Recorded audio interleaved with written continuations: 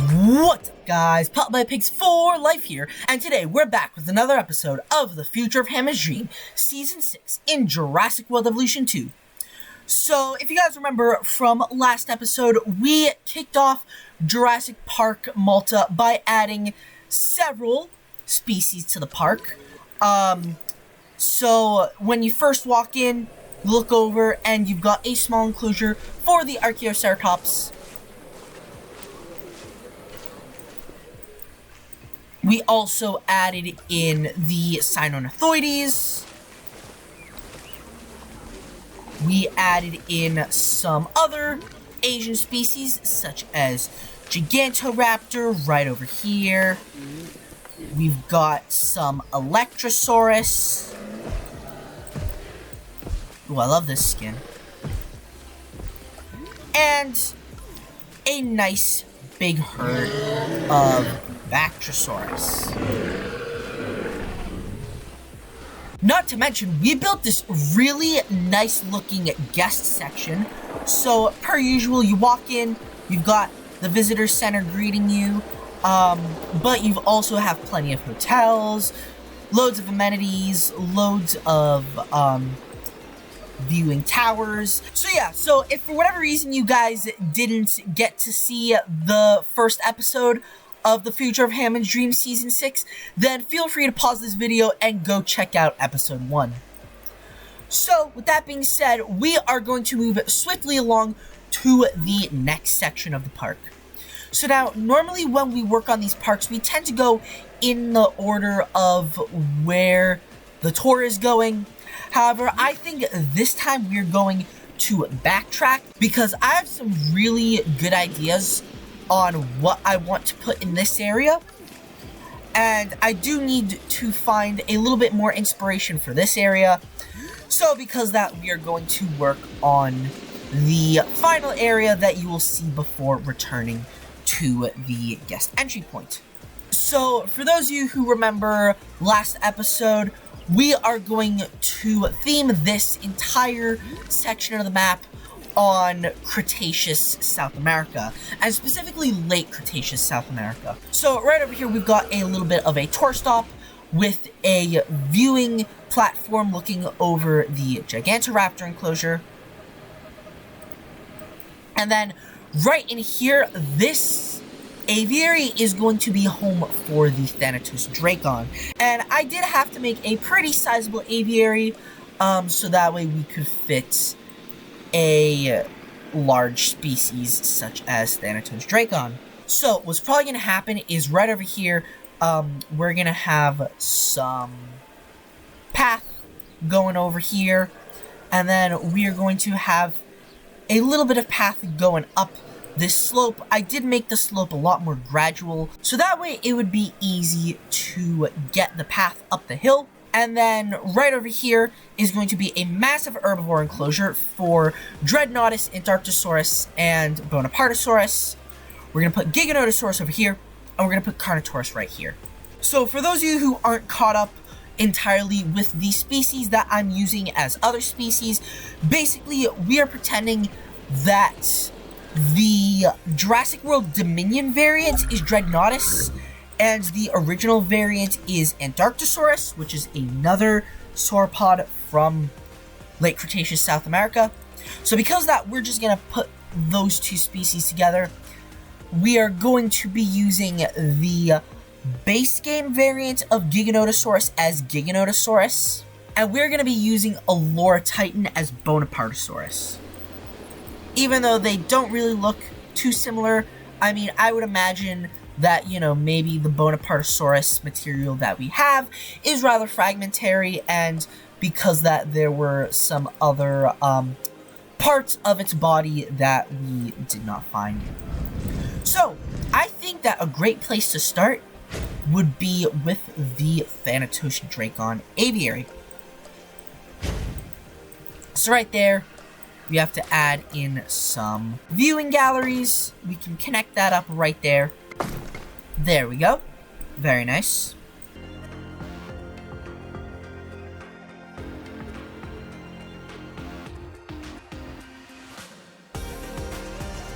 Alright, that looks good. And then what we can even do is, I've seen Evolution Square do this, but basically what we're gonna do is we're gonna use some of these planters to make it look like the path has a little bit of a railing.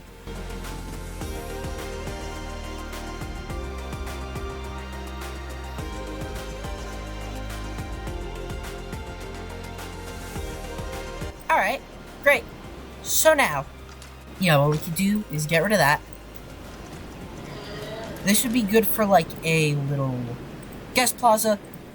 But we do need to fill this area up. Yes! Oh my gosh. That right there, that is a chef's kiss. We might need some more room for amenities, but we can always just do that.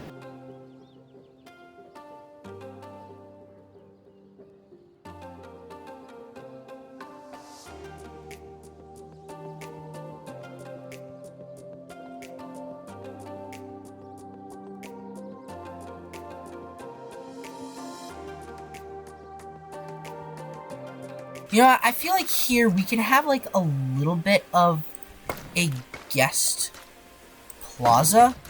And then we can have like, maybe a nice view of the coastline. Ooh, I love that idea, actually. But really quickly, restroom. Perfect. So now, of course, we do have to connect the hatchery up to the path. So that way we can actually get our Thanatosdrakons. And then we do also have this little area over here that we don't really need. So you know what? Let's add some trees.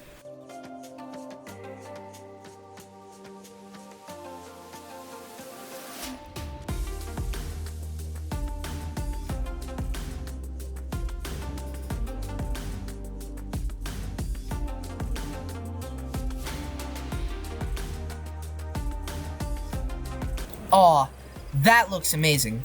And then if we even wanted to, we get some rocks. Put it all along here. Nice line of rocks. That looks excellent. So how about this? Let's get our Thanatosdrakon. So what do these guys need? They need water, rock, open space, and fish. Okay, so let's see. No.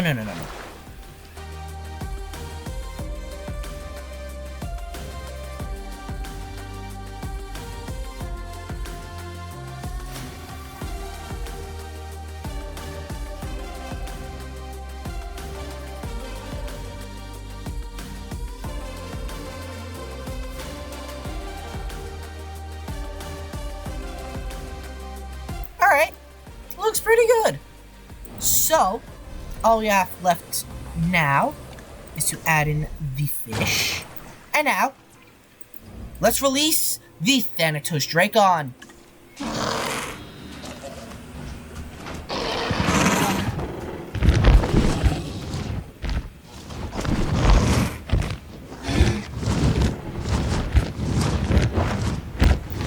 These guys are beautiful, I must say. Okay, yeah, you know what? This is plenty of space for just 3 of them. With that being said, one thing I will do actually is get rid of that and then add in a remote viewing gallery. You know, make things a little bit interesting. Don't know what that voice crack was. Yeah. And then can we fit that in here? No. Dang it. Okay, you know what? Not bad. Not bad at all. So, let's see. Yeah, there isn't really much room to have more Thanatosdrakons. Love this one. Let's take a look at the other ones. Ooh, okay.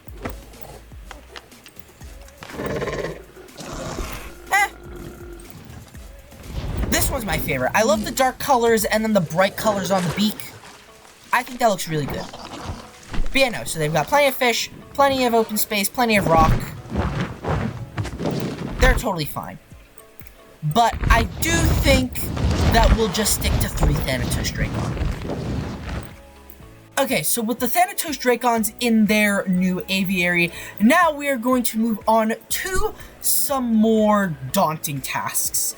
And that is this entire guest area. I have no idea what I want to do with this. So, I think what I'm gonna do is, I think that we're going to head into our first time lapse of the video. And I am going to plan out this entire area because I'm really gonna need to hone in and I'm gonna need to concentrate on exactly what I'm doing. So because of that, there's really not gonna be a whole lot of talking. However, while we are planning out this guest section, I do want to talk to you guys about some upcoming projects for the channel that I am super excited about. So, without any further talking, let's get into our very first time lapse. Okay guys, so like I just mentioned, I've got some very exciting news for you guys.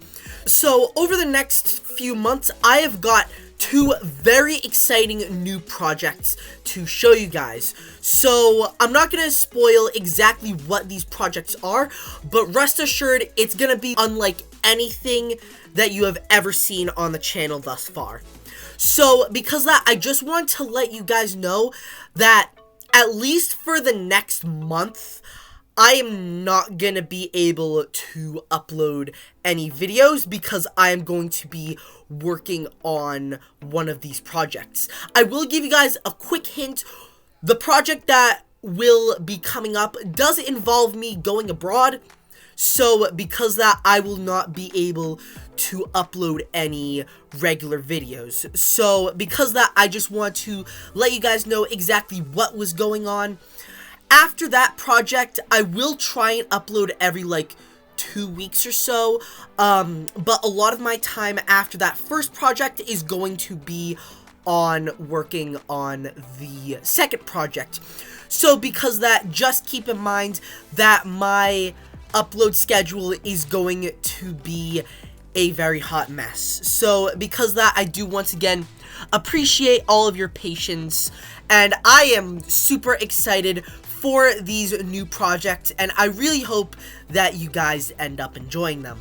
Okay, so now that we've got that out of the way, let's talk about exactly what is going on in this time-lapse. So as you can see right now, I am building one of the carnivore enclosures.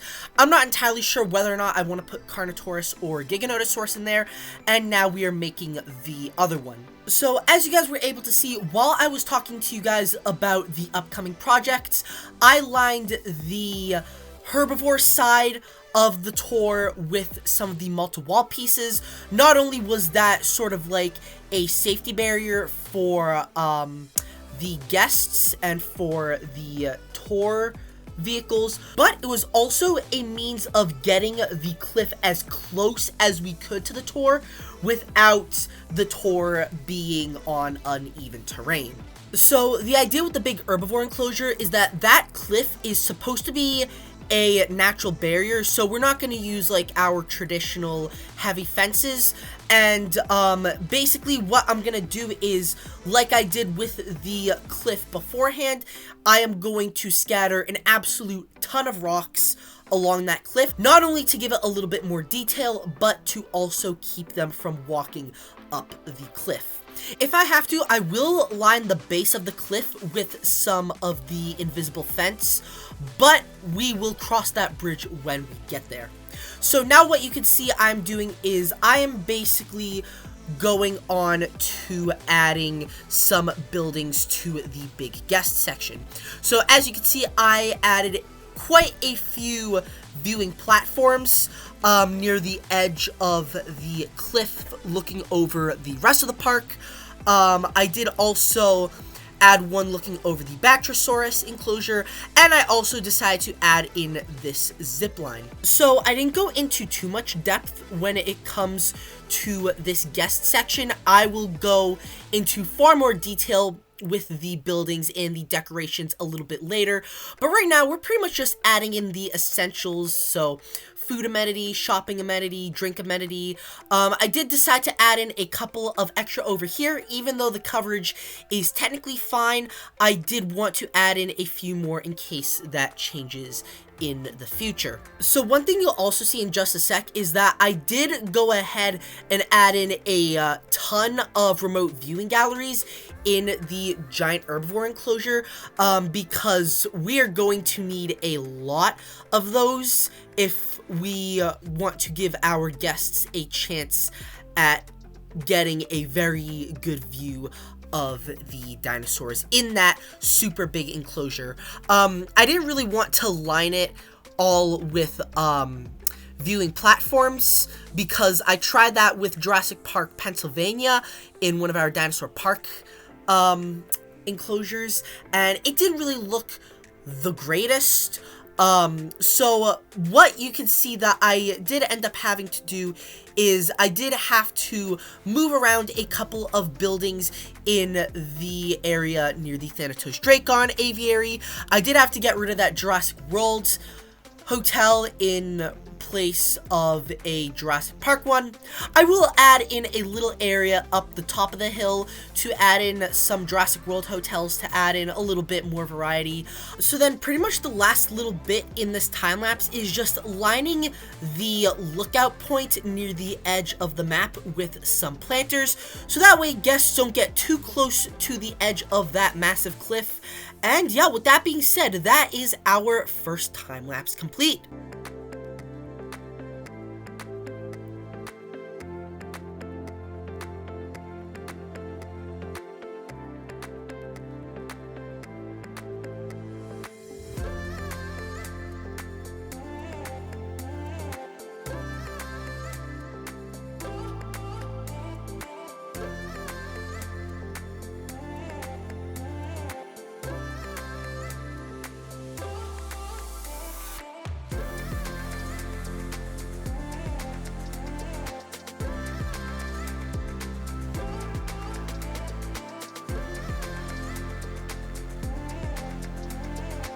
Alright guys, so here is the rough idea for the guest section. We've got plenty of the remote viewing gallery entrances that look into all three enclosures. And near each one of the viewing galleries, we've got amenities, so that way our coverage is at 100%. So now what I think I want to do is I want to take a little bit of a break from working on the guest section, and I want to add in some dinosaurs. So, like I had mentioned earlier, what I'm going to do is right over here, I'm just going to add in a bunch of the Mediterranean rocks right along here. Alright guys, so as we are adding all sorts of rocks and other details to the cliff's edge surrounding the herbivore enclosure, I just want to quickly mention to you guys that this year we're trying to reach 175 subscribers before the end of 2025. So if you're enjoying this video so far, please make sure to leave a like, comment down below, and subscribe to the channel to see some more videos just like this one. Not only will it help me reach my goal for this year, but it'll also help the YouTube algorithm recommend more videos that you might like. Plus, if you guys are interested in those projects that I mentioned earlier in the video, then you're definitely gonna want to stay tuned by liking and subscribing. And as always, just by taking the time out of your day to watch this video is showing me a tremendous amount of support. So because of that, thank you all so much.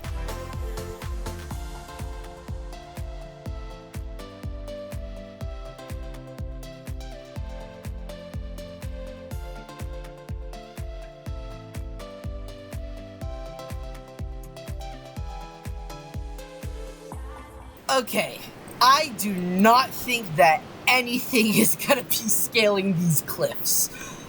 This is excellent. So, now all we have to do is, we need to get the fence. We're gonna have to get it along the edge.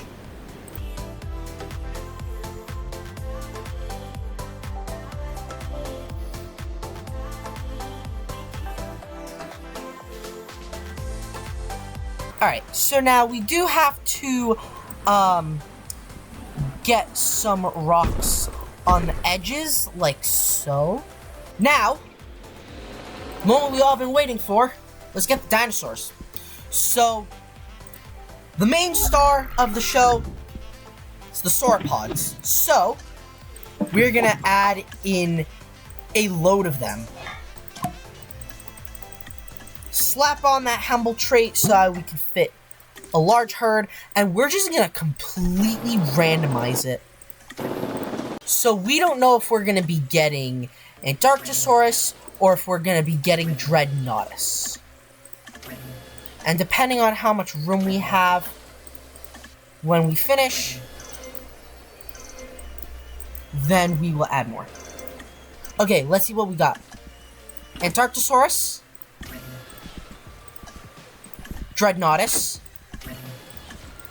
Dreadnoughtus. Oh, I think that was the Dominion skin.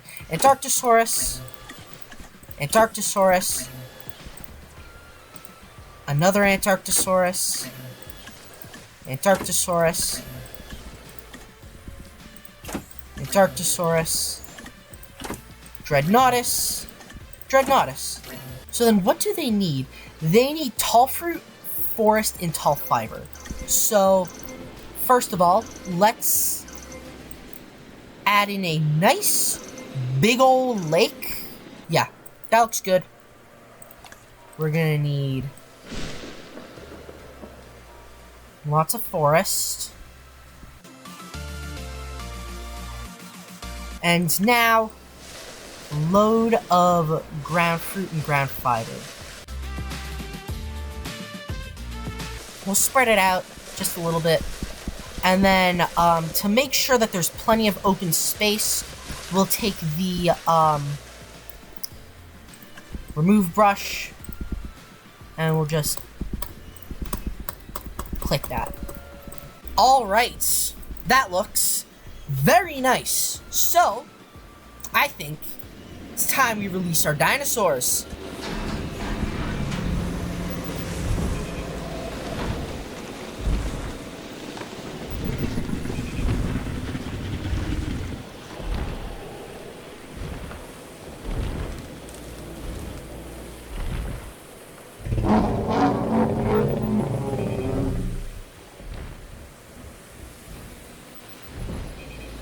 Alright, and then over here, let's release one of our Dreadnoughtus.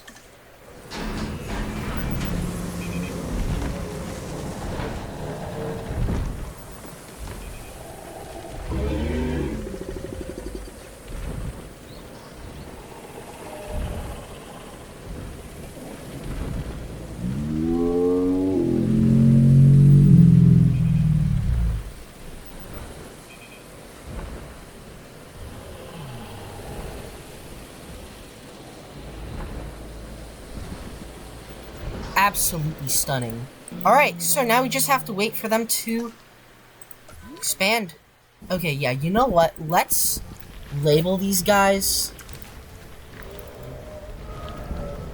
ants. Okay, there we go. So the Dreadnoughtuses are labeled, the Antarctosauruses are labeled.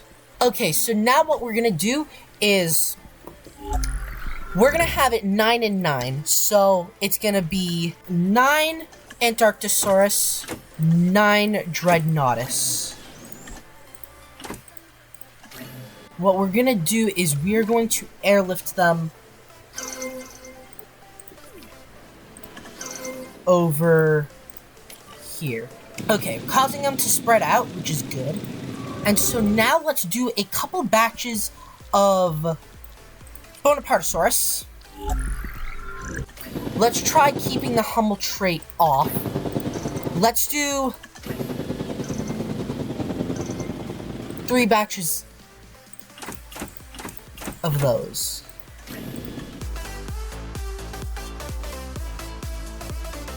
Okay, it seems like they're really spreading out. So, that's Dreadnoughtus. That's Dreadnoughtus.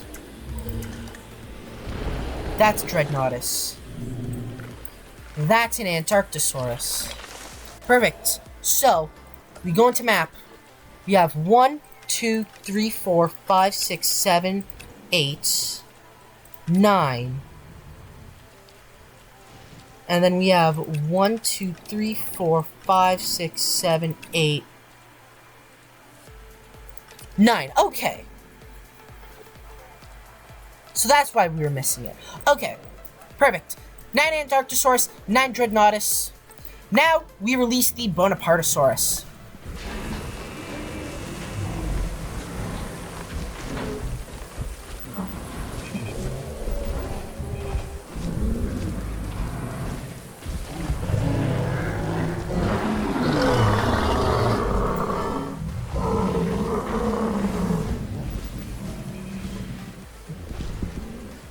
Absolutely stunning.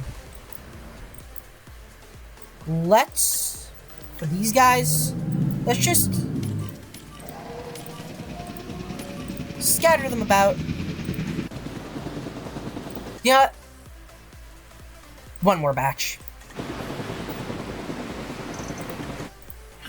We want a pretty sizable herd.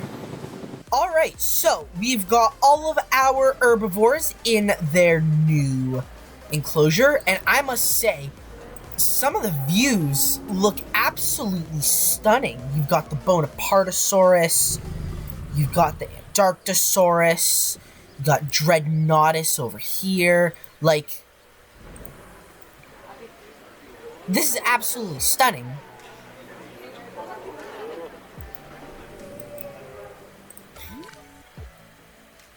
And they've all got plenty of room.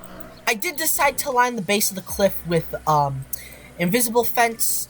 We're just gonna pretend that it's like, you know, not there. Or like, maybe it's some sort of underground power network. I don't know. So, with that all being said, now it's time we add in our carnivores. So, for our carnivores, we're just gonna do one batch of each. So, Giganotosaurus, we're gonna randomize it. This is the regular variant. And Carnotaurus. Alright, let's see, what do we got? Okay. And yeah, I like that. Okay. So here's what's gonna happen. Giganotosaurus is gonna go in here. Carnotaurus is gonna go right in here. So, let's airlift the Carnotaurus right in here. And then let's almost do the same for the Giganotosaurus. Perfect. Oh my gosh. This is a hole up. This is absolutely stunning. Like, all the dinosaurs. Like, that is an easy 10 chef's kisses out of 10. Alright, looks like the first of our Carnotaurus is being airlifted right now. Let's see. I love the Carnotaurus. Oh, that roar is so menacing. So menacing. So add in a little bit of water. Don't know what that voice crack was. Let's add in a little bit of sand. Let's add in goat feeder. Let's add in meat feeder. And then let's add in a little bit of forest here and there. Yeah, that looks totally fine. And they still have plenty of sand. And you know what? I've decided, let's do one more batch of Thanatosdrakon. I think they'll be fine, because I also do want to fill this up a bit. Ooh, I love this one. Hang on. Yeah, we'll wait till they all get airlifted before looking at the skins. Alright, I think that's everyone. Let's take a look at the skins. So here's one. Not bad. Not bad indeed. Ooh, I love this one. the yellow with the like brownish orange spots. Not too bad. Ooh, I do love this one. This one looks really nice. And then, oh, I love this one. This one's got to be my favorite out of all the Carnotaurus we have here. I love the Carnotaurus. How the Giganotosaurus.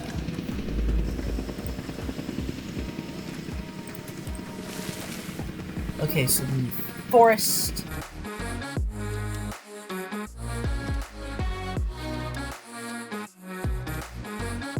Okay, so they need to expand a little bit. Ooh, I like that. And I also really like that. Two very nice Giganotosaurus skins. Oh yeah, and of course they need food. Don't you dare break out. Oh, they need two. Okay. And then right there. And then for funsies, and perfect. They got plenty of room. And okay, so the Carnos are expanding their territory. Very nice, very nice. I am super thrilled with how this looks. Super thrilled. Oh yeah, of course, we do also have to release our second batch of Thanatosdrakon. Oh, I love that skin. I love all these skins. They're so good. So good.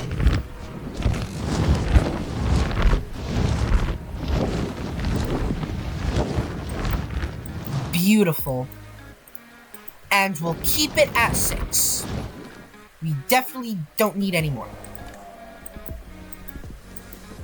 I just wanted enough so that way, there'd be enough that they can easily be seen. Perfect. So, I think we only have one more thing to do, and that is to work on this guest section. So, without any further talking, let's head into the last time-lapse of the video. Okay guys, so as I was editing this video, I've come to the realization that after 6 consecutive seasons of the Future of Hammond's Dream, and after building guest section after guest section after guest section, I've realized that there really isn't too much more to talk about that we haven't already talked about in a previous time-lapse. It's really just the same old experimenting with various nature and decorations to see what looks good. So because of that, what I'm going to do is to disguise the repetition, if you will. I'm going to just stop talking and I'm going to let the time-lapse speak for itself. I'll go into a little bit more detail about exactly what I did in the last segment of the video, but for now, I really hope you guys enjoy the rest of the time-lapse. I hope you guys enjoy the surrounding soundtrack, and I will see you guys at the end of the time-lapse.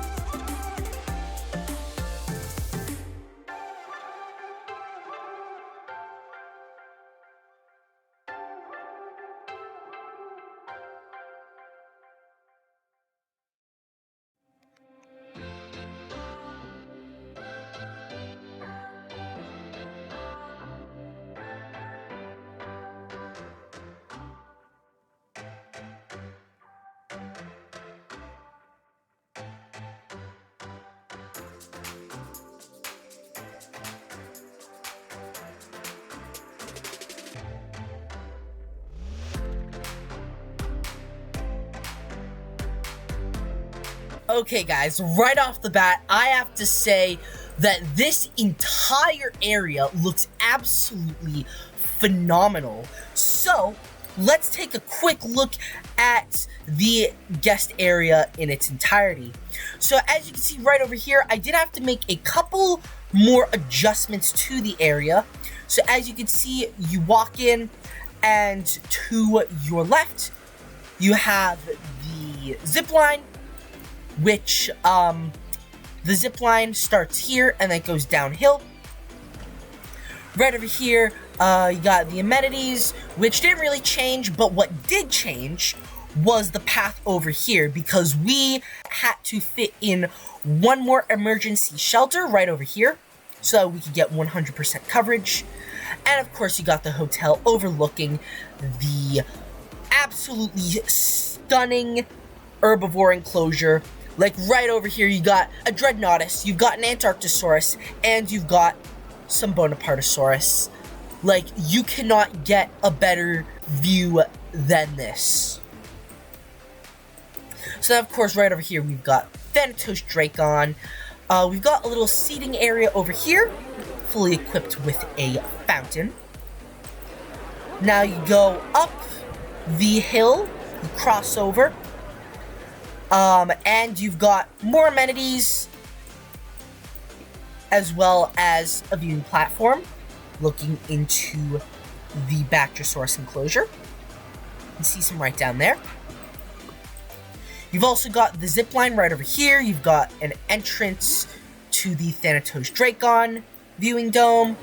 And I also decided to balance out the guest plaza with a little bit of nature.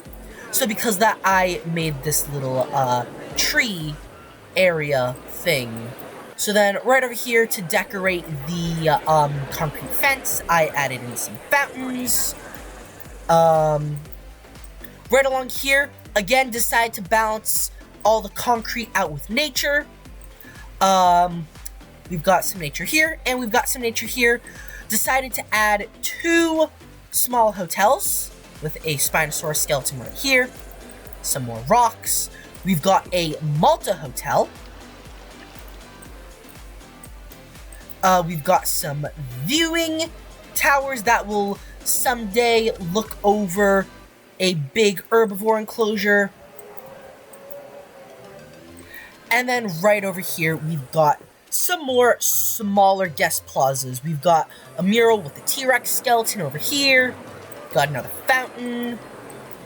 And we've got another banner with some Biosyn fountains. I really love this. Like, I know some people might think it's a little bit overboard with the Biosyn fountains, but I think it looks great. And then also, one thing I did do off camera is I configured each and every one of the amenities and made them look a little bit different. So we've got bookstore, vegan buffet, boba, because that's super popular, crepes, hats, flavored lattes, steaks, root beer, leisure wear, waffles, energy drinks, and stuffed toys. And then right over here, we've got an amazing, impeccable view of the Sauropod Valley.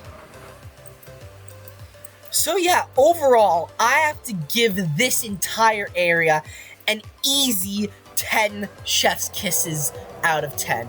Feel free to comment down below how many chef's kisses you would give this area, but I am absolutely in love with this entire area.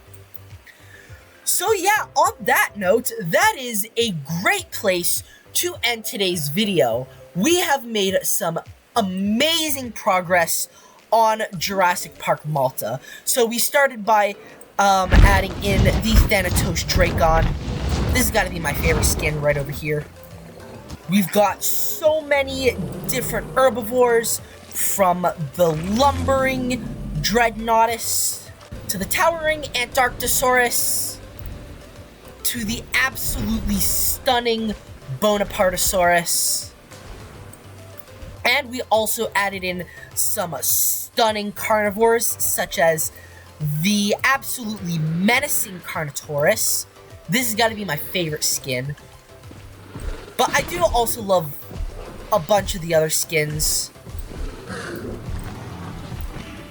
Absolutely menacing dinosaur.